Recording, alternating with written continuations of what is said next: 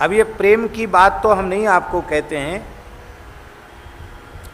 लेकिन एक बार हमारे मन में अकस्मात इच्छा हुई कि हम गंगा जी स्नान करने जाएं। वृंदावन की बात, वो सोमवती अमावस्या आने वाली थी, तो सोमवती अमावस्या पे गंगा स्नान करें, ये मन में भाव हुआ। अब आज त्रयोदशी है, आज भाव जगा। 14 को पहुंचने का मन था कि 14 को जाएंगे, एक रात वहाँ रुकेंगे और सवेरे भोर में सोमवती स्नान करके और फिर वृंदावन आ जाएंगे। तो वाहन की व्यवस्था थी नहीं हमारे पास, ठाकुर जी का कोई वाहन नहीं था। तो एक मल्होत्रा जी हैं हमारे महाराज जी के कृपा पात्र, वृंदावन वास करते हैं, उनको मैंने कहा कि हमारे मन में बड़ी इच्छा है गंगा स्नान की, तो आपका यदि गाड़ी ठीक ठाक हो, आप तैयार हों तो ले चलो। बोले ये तो बहुत अच्छा विचार है, चलो कहाँ चलेंगे। तो फिर मन में हुआ कि आज तो थोड़े लेट हो गए, 9-10 बज गए, चतुर्दशी की बात है, तो ऐसा करें यहाँ राम घाट है पास में, यहाँ नहावें।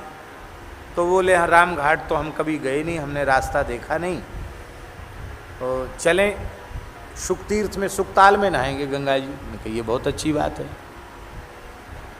आप लगातार गाड़ी बहुत अच्छी चलाते, वो लगातार पहुँचते पहुँचते शुकतीर्थ तक पहुँचते पहुँचते कुछ शाम सी होने वाली थी। तो हुआ यहाँ तो गंगा जी में जल बहुत कम है, अब सुकताल से हरिद्वार ही कितनी दूर है, हरिद्वार में क्यों न नहावें गंगा जी, वहीं रुकने की व्यवस्था भी हो जाएगी, हरिद्वार में नहावें। कि चलो हरिद्वार चलो। अब जब हरिद्वार की ओर चले तो मेरे मन में आया, मैंने कहा हरिद्वार में फिर क्या धरा है, अरे कम से कम गीता भवन चलेंगे ऋषिकेश में, तो परम श्रद्धेय स्वामी श्री राम सुखदास जी महाराज का दर्शन भी होगा, और दर्शन हो जाएगा तो गंगा स्नान तो पूरी हो गई, गंगा स्नान का फल मिल गया, तो एक दिव्य महापुरुष का दर्शन भी हो जाएगा। और वहाँ सब संत बड़ा प्रेम करते हैं, तो संतों के बीच में एक रात रहना हो जाएगा, और सवेरे गंगा स्नान करके और सवेरे 4 बजे की जो स्वामी जी की प्रार्थना होती, 5 बजे होती है, 5 बजे की जो प्रार्थना होती, 4 बजे गंगा जी नहाएंगे और 5 बजे प्रार्थना में सम्मिलित होकर प्रार्थना पूरी होगी और अपने राम हम लोग वृंदावन की ओर चल पड़ेंगे। बोले ठीक। तो वहाँ पहुँचते पहुँचते लगभग रात्रि का 9:30 या 10 बज गया होगा, और सभी लोग जानते हैं कि स्वामी जी का समय सोने का जगने का सब विलक्षण था। स्वामी जी 12 बजे के बाद जग जाते थे और फिर उनका चिंतन लेखन वगैरह सब होता था, फिर थोड़ी देर विश्राम करते, फिर प्रार्थना में आ जाते थे स्वामी जी, यही उनकी नियमावली थी। लेकिन उतनी रात को जब हम वहाँ पहुँचे तो उनकी सेवा में रहने वाले संतों से ज्ञात हुआ कि स्वामी जी आज विश्राम में नहीं गए हैं, बैठे हैं। तो हमने कहा चलो यदि अनुकूल हो तो अभी प्रणाम कर लें एक बार। हाँ चलिए।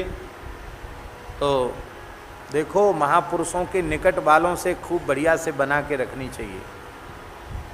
हाँ, राम द्वारे तुम रखवारे, होत न आज्ञा बिन पैसारे।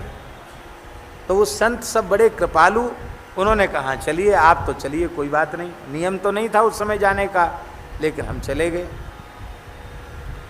तो जैसे ही हम पहुँचे तो स्वामी जी मारवाड़ी का एक भजन गाने, वो भजन हमको याद नहीं, आया जी आया म्हारे संत पावना आया, ये गाने लगे स्वामी जी, ऐसे हाथ उठा उठा करके, इतने आनंद में वो मुद्रा आज भी मुझे भूलती नहीं है। हमने प्रणाम किया, बड़े खुश हुए, और उन्होंने कहा कि कल ही मेरे ध्यान में ये बात आई थी कि आप बहुत दिन हो गए यहाँ आए नहीं, क्या बात है क्यों नहीं आए। तब हमारी समझ में आया कि स्वामी जी जैसे समर्थ सिद्ध पुरुष के चित्त में इस दीनहीन दास का स्मरण हुआ, और उसी के कारण हमारे मन में गंगा स्नान की इच्छा, नहीं तो गंगा स्नान की कोई बात ही नहीं थी। बोले 1-2 दिन से आपका स्मरण हो रहा था और आज हमें विश्वास था कि आप आएंगे जरूर। अब हम विश्राम में जाते, आप भी विश्राम करो। फिर विश्राम में चले गए। और फिर सुबह उन्होंने कहा अब तो 2-4 दिन रहोगे, ऐसा और कह दिया, अब तो जल्दी नहीं जाओगे। जाना तो हमको जल्दी था ही, जल्दी बनी रहती है। तो उस समय तो हम डर के मारे, संकोच के मारे कुछ बोले नहीं, प्रणाम करके चले आए। लेकिन फिर दूसरे दिन प्रार्थना करके नहीं गए, फिर कब शाम का सत्संग करके तब जाएंगे। रुकना पड़ा, रुक गए। बड़ी